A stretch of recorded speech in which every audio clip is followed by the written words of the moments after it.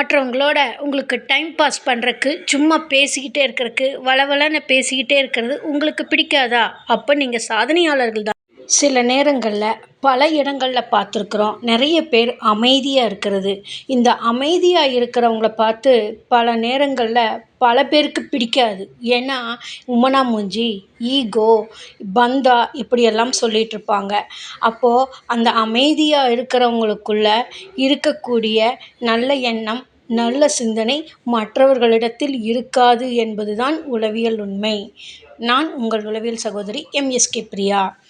சிலர் பார்த்தீங்கன்னா, எப்பவுமே அமைதியா இருப்பாங்க.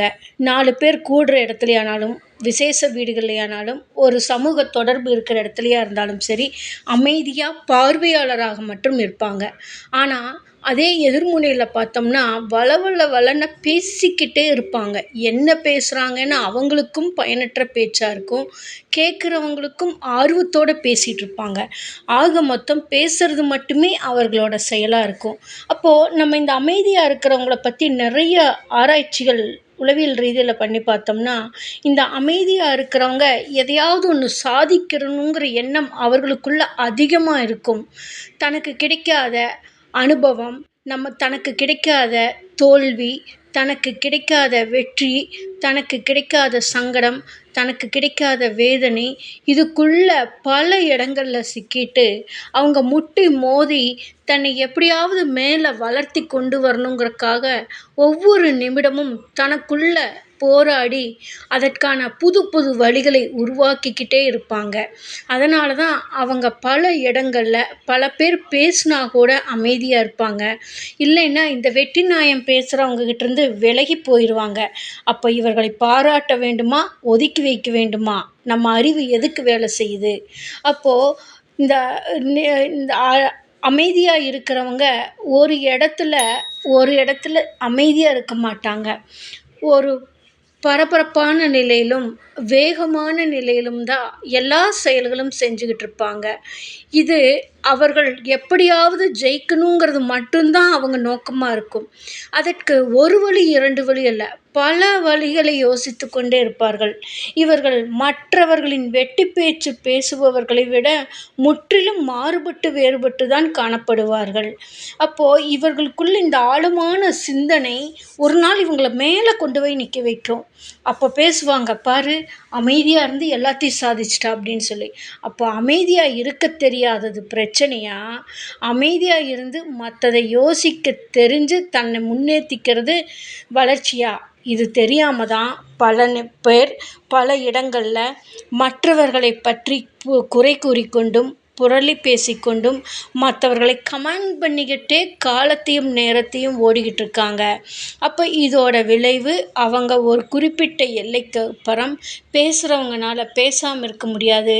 கேட்குறவங்கனால கேட்காம இருக்க முடியாது. இது உளவியல் ரீதியான பாதிப்புகளை உண்டாக்குது. அப்போ இந்த அமைதியா இருக்கிறவங்க பார்த்தீங்கன்னா, கூர்மையான கணிக்கும் தன்மை அவங்ககிட்ட இருக்கும். எப்பவுமே அமைதியான நிலையில இருப்பாங்க. எதுவுமே ஒண்ண பார்த்தாங்கன்னா கூட டெப்த்தா அதுக்குள்ள போய் கடைசி எண்டு வரை அதை பார்த்து, அது என்னன்னு மனசுக்குள்ள கணக்கு போட்டு வச்சுக்குவாங்க. அப்ப இந்த மாரி அவங்களுக்குள்ள அந்த ஸ்கில் இருக்கிறதுனால தான் அவங்க வளர்ச்சி நோக்கி மெதுவா வர முடியுது. அப்போ உண்மையான உறவுகள் இவங்கள ஒதுக்கி வைக்கும், விலக்கி வைக்கும். நட்புங்கிற வட்டத்துல இவங்கலாம் எதுக்கு அப்படின்னு சொல்லி ஒரு தள்ளி வச்ச பார்வையிலேயே பார்க்க ஆரம்பிச்சுருவாங்க. இவங்கள யாருனாலயும் இவர்களை புரிந்து கொள்ளவே முடியாது.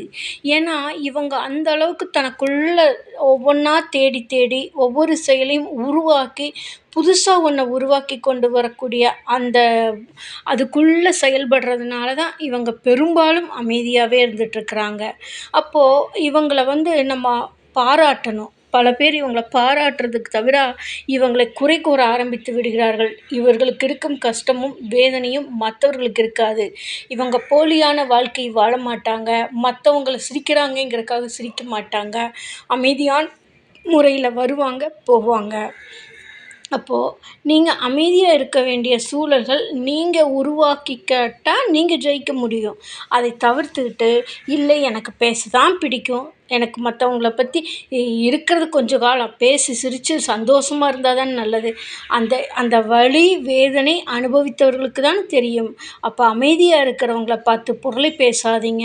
அவங்க ஏதோ ஒரு வகையில் சாதிக்கிறதுக்காக, உலகத்துக்காக, தனக்காக, தன் குடும்பத்திற்காக அமைதியான முறையில் ஏதோ ஒன்று செய்யணும்னு சிந்திச்சு செயல்பட்டுக்கிட்டு இருக்கிறப்ப அவர்களை புரிந்து கொண்டு முடிந்தால் அவர்களுக்கு உதவி செய்யுங்க. அதை விட்டு போட்டு ஏன் எப்பவுமே இப்படியா அப்படியான்னு சொல்லி அவர்களை கேள்வி மேலே கேள்வி கேட்டு அவர்களை துன்புறுத்துவது போன்ற வார்த்தைகளை பயன்படுத்தாமல் இருந்தாலே அவர்கள் ஒரு குறிப்பிட்ட காலத்தில் நிறைய சாதிப்பதற்கான வழிகளை உருவாக்க முடியும். அப்போ அமைதியான முறையில் இருப்பது வளர்ச்சிக்கு வழிவகுக்குமே தவிர விலக்கி போக மாட்டார்கள். இதுவே 2 கேரக்டர் இருக்குது. சிந்தித்து செயல்படக்கூடியவங்க அமைதியாக இருக்கிறவங்க ஆக்டிவாக இருப்பாங்க. அதே ஒரு சிலர் பார்த்திங்கன்னா எதுவுமே வேண்டான்னு சொல்லி ஒதுங்கி போய் தனிமையில் இருப்பாங்க. ஏன்னா அவங்களுக்கு எந்த செயலும் தெரியாது.